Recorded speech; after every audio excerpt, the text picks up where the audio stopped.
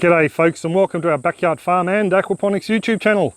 No aquaponics today though, because we're looking at harvesting some fruit from our Bowen mango tree, or Kensington Pride. This tree was on the property when we bought it, so I can't tell you how many years old it is. I can tell you that we chopped it right back to the stump a number of years back, and all this here is regrowth and it's done really well for us. Up the top you might be able to see the odd mango in the canopy. There's a nice little cluster of them up there. So what I need to do today is to harvest those guys to get them away from the flying foxes or fruit bats and the ringtail possums, and also the pesky Queensland fruit fly that like to lay maggots in all our fruit. Now a couple of clips ago I showed you a little contraption that I'd made up using a limb lopper, which is basically a limb lopper with a flower pot zip tied to it.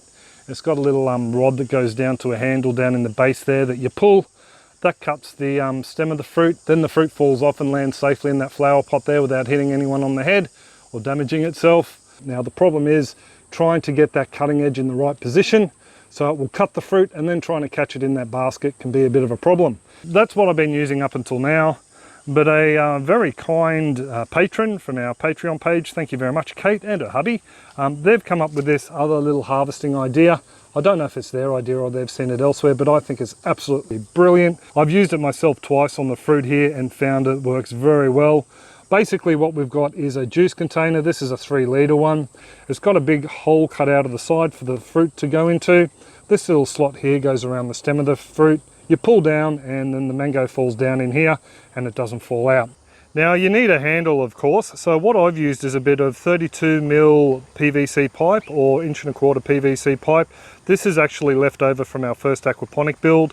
All I've done is just zapped a couple of screws through either side of the neck there, and that's holding the bottle nicely in place. So that's all I've had to do. Now most of you folks may not have a bit of 32mm pipe laying around, so I'm going to show you how you can knock one up using a broom handle or tool handle. Now with this one here I've marked out what needs to be cut out, pretty much all the same as the other one. So I'll do that quickly and then we'll pop the handle in. So I'm just using a little utility knife here as always. Try to cut away from yourself. Hope I don't stuff this up because I don't have another bottle I can use for this. It's a little bit easier to use the scissors on some of these cuts as well, just so the knife doesn't go too far. Cut this little window out. And of course, if you're using a little picker like this for smaller fruit, maybe you don't need such a big window or such a wide slit up here. I don't think, mangoes are the only fruit you could use a picker like this on. Be interested to know what you use yours for if you decide to make one, down in the comment section below. Just bend this last little section up, chop him off. So there we go, we've got the little picking unit itself. Now what I am going to do is I'm just going to mark thirds just around the neck here. So just roughly thirds. We'll go round about there and round about there. And with the utility knife, I'm just going to make a bit of a cut. Now the reason being is this orifice is far too wide for the handle. So by making these cuts so that we can actually bring these little bits of the opening in. It's got a firm surface to put this on. So I'm just going to cut down just past the thread. And of course you don't have to wreck a tool handle. You could use a long branch if you have something laying around. There we go. Now in the middle of each of these sections, I'm just going to pop a dot, and that's where I'm just going to run a drill through to begin with, just to make the next bit a little bit easier. So all I've got here is just a drill bit, smaller than a screw that I'm going to use, and I'm just using a very short screw. It doesn't have to be very long. These are just leftovers I found in my little screw tray. So I'll just run this through. And from there what we're going to do is just pop the handle up through there. It doesn't matter if it comes through a little bit further because the mangoes are so large, they're only going to sit to about there. So I can bring it in a little bit and just zap my first hole into the handle itself. So I'm just going to start off this screw in the container to make it easier to find the hole in the handle. And away we go. And then on to the next one. Now because there's these cuts here, they will overlap it a little bit. So I'm just going to squeeze that one into the handle and again run a pilot hole through. And in goes the screw. Put it up nice and tight.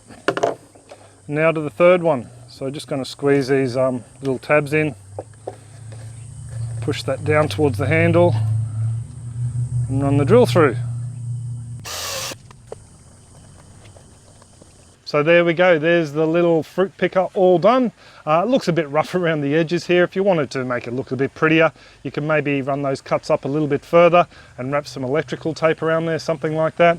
Or another idea is you could maybe bring out the diameter of this stick here using some electrical tape and then screwing through onto that.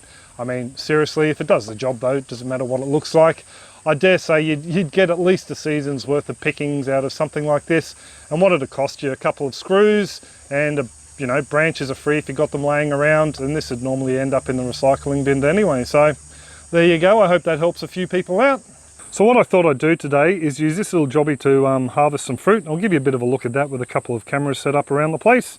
So I thought I might start off with some of these large ones at the top of the tree. Pull him down. Now for fruit number 2. Oh, there we go. So there's mango number 2, a nice sized bit of fruit. As you can see, there's a fair bit of sap running out of where the stalk was broken.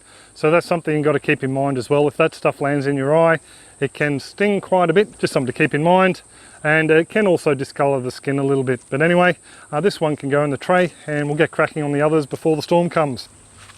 So now I'm just going to do a few of these. That's a nice big fruit.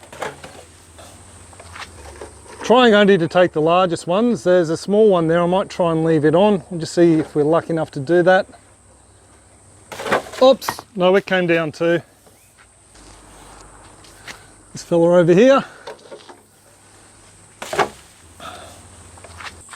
So I'll just get into these ones over the top of the aquaponics shade cloth. My assistant Maya will remove them for me.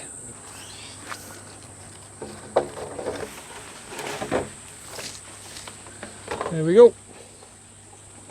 Now some of those ones over the aquaponics don't quite look large enough. There's a couple right up the top here I might get though, if I can work out.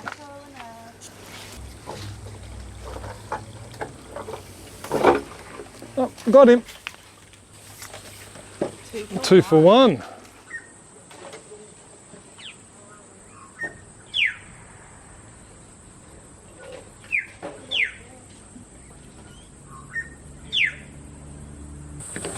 So I'm just going to try and get these last few off before the thunderstorm hits. And then I might have to finish this clip off tomorrow, I think. So number 1. It's a bit hard to see this one, I can't see him through the leaves. I think that's him. Number 2. So there's the 37 mangoes we took off the tree today. I'd say there's at least that much there again that we could harvest. We might leave it a week or so before we do take any more off though. The possums and the fruit bats will get a couple, but that's all right. These guys here will just sit on our dining room table on a couple of sheets of newspaper just to ripen up because we've run out of tray space. And then from there, whatever we don't eat straight away will be processed and then popped in the freezer. Generally what we do is we chop the cheeks off the mango and then use a cup to scoop out the flesh, and those scallops are then placed into plastic bags, the air drawn out, and they're frozen in the freezer, and then we can use them whenever we want, puree them up and stir them through yogurts or smoothies. So thanks again to Kate and hubby for sharing the mango picking idea. It did an absolutely fantastic job. I did end up getting Maya down there to help me pull the mangoes out as I was standing on top of a barrel. It just made the job a little bit easier.